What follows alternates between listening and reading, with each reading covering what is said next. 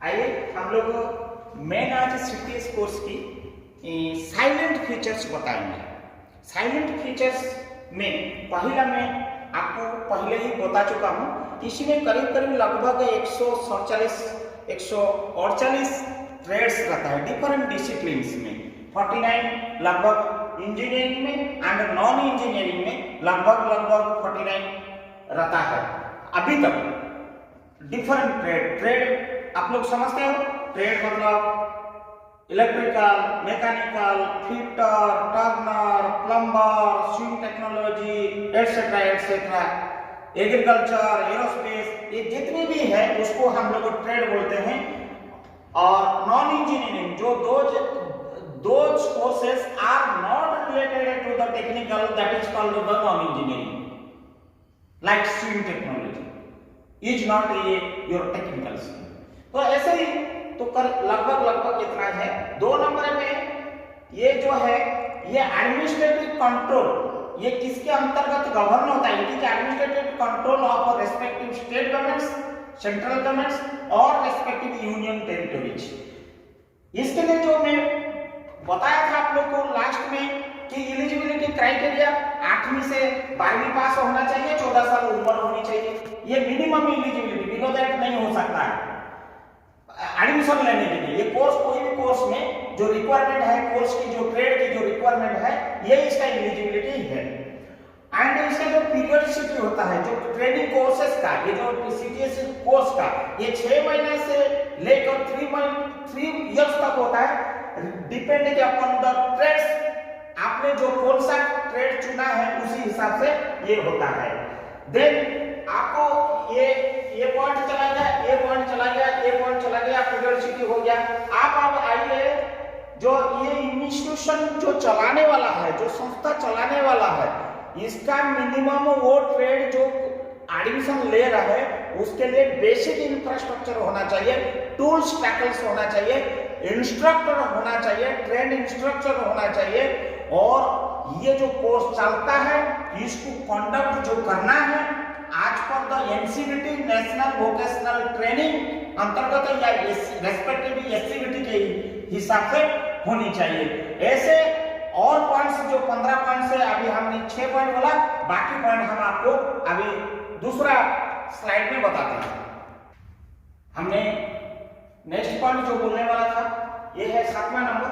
After completion of the course प्रत्येक candidate को कोई भी ट्रेड का हो, उनको एक एग्जामिनेशन अटेंड करना पड़ेगा जिसका नाम है all India trade test examination. सब हर व्यक्ति को, हर कैंडिडेट को अप्लाई करना पड़ेगा और वो एग्जामिनेशन के बाद उनको एक नेशनल रिकॉग्नाइज्ड सर्टिफिकेट, मान्यता प्राप्त सर्टिफिकेट उनको मिलेगा। वो अपना पसंद से, भारत बाहर से, यूनियन टेरिटरी से कोई भी जॉब को अपना ट्रेड के मुताबिक वो चूज कर सकता है, नौकरी कर सकता है, रिक्रूट हो सकता है, अप्लाई कर सकता है, open to anywhere. Government IT अगर ये कोई भी संस्था चलाता है, मैं बोल रहा था तो कभी कोई गवर्नमेंट इशू चलाता है, स्टेट गवर्नमेंट या सेंट्रल गवर्नमेंट या कोई सेंट्रल पब्लिक सेक्टर यूनिट चलाता है, उनके लिए जो रिजर्वेशन पॉलिसी है, बच्चे लोग का एडमिशन का जो फीस है, लॉजिंग है, बोर्डिंग है, हॉस्टल है, ये सारी सुविधा जो भी है वो गवर्नमेंट की गाइडलाइंस के हिसाब से रेस्पेक्टिव जो NCVT norm as well as government guidelines के हिसाब से ही फंक्शन करता है। रिजर्वेशन पॉलिसी जो होता है एडमिशन के समय में वो as per respective state government and union territories की गाइडलाइंस में होगा। वुमेन कोटा जो होगा वो सही respective state government and union territories में होगा। जो न्यू ट्रेड अभी आ रहा है, जो आप लोग को खुशी होगा, एक न्यू ट्रेड आ रहा है जिसका नाम है इंफॉर्मेशन टेक्नोलॉजी एंड ईएसएम। ये जो अभी अंडर डिजाइन कंडीशन में है, आप इसको अभी अंडर डिजाइन कंडीशन में मॉनिटर कर रहा है department of electronics, government of India. ये बहुत जल्दी आने वाला है, ये न्यू ट्रेड आने वाला है।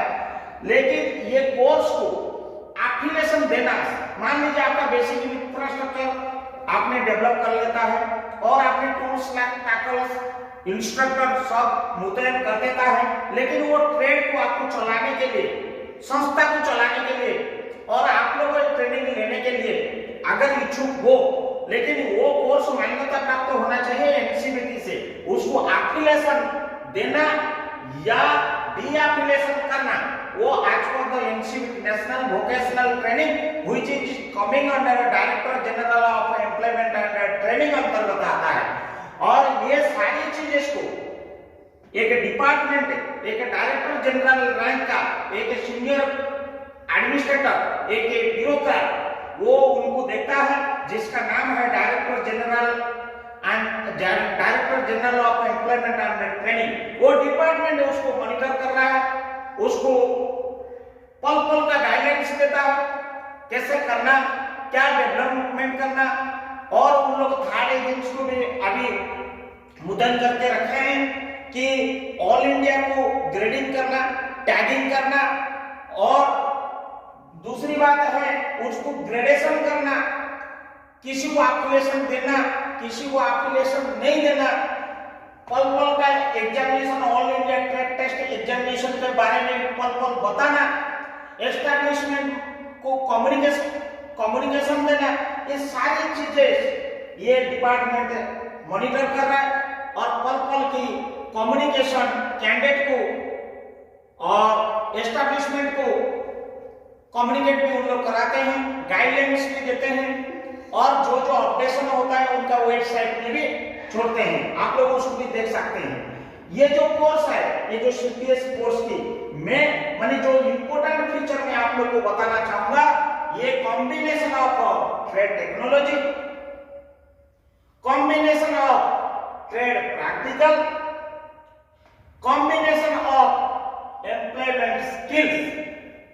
मैंने इसीलिए बोला था कि ये कोर्स के अंतर्गत 70% मार्क्स प्रैक्टिकल है, रेस्ट थ्योरी है।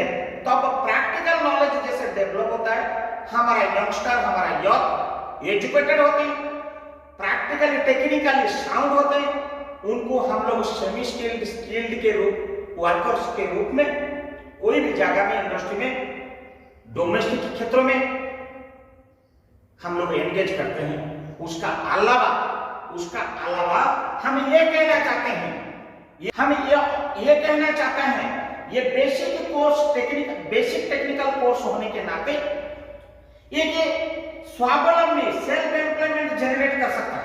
जैसे कि आप एक वायरमैन हो, गांव में गया, पढ़ाई करके प्रैक्टिकल हो गया, नॉलेज हो गया, अपने गांव में कहीं वायरिंग किया, डोमेस्टिक वायरिंग किया, गांव में कहीं मोहल्ला में मोटर वाइंडिंग किया, रेफ्रिजरेटर रिपेयर किया, फैन रिपेयर किया, या आप 2-4 आदमी को और जुगाड़ करके भी आपका व्यवसाय में, छोटा सा बिजनेस में, कम पैसा, कम पूंजी में आपने उसको भी डेवलप किया।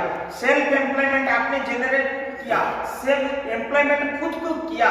ऐसे ही आप दूसरा ट्रेड में ले लीजिए, सुइंग टेक्नोलॉजी सीखा, एक सिलाई मशीन 7-8 हजार में ला लिया, बबिन ला लिया, सुत्ती ला लिया, और आपने बैठ लिया, छोटा सा आपने काम किया और दूसरों को 2-4 को सिखाया और आपने स्वावलंबी हुआ।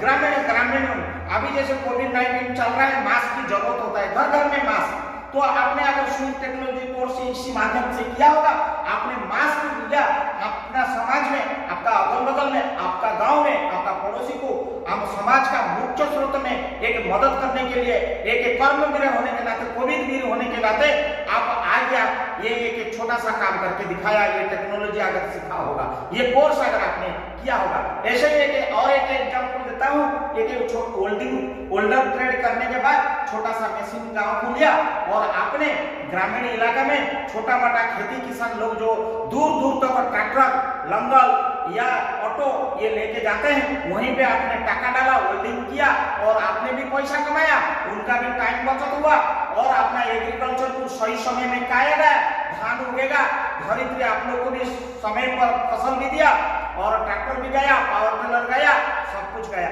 ये सारी चीजें खाली इंडस्ट्री के लिए नहीं बना है, डोमेस्टिक क्षेत्र के लिए भी बना हुआ है, स्वावलंबी होने का और सेल्फ एम्प्लॉयमेंट से खुद को रोजगारक्षम करना, दूसरों को रोजगारक्षम करवाना, ये कोर्स का मेन उद्देश्य आज के दौर में है।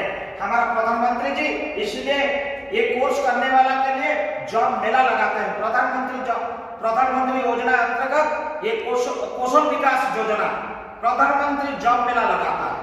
तो देखिए भारत सरकार ने बहुत पहलू ये कोर्स का अंतर्गत करता है।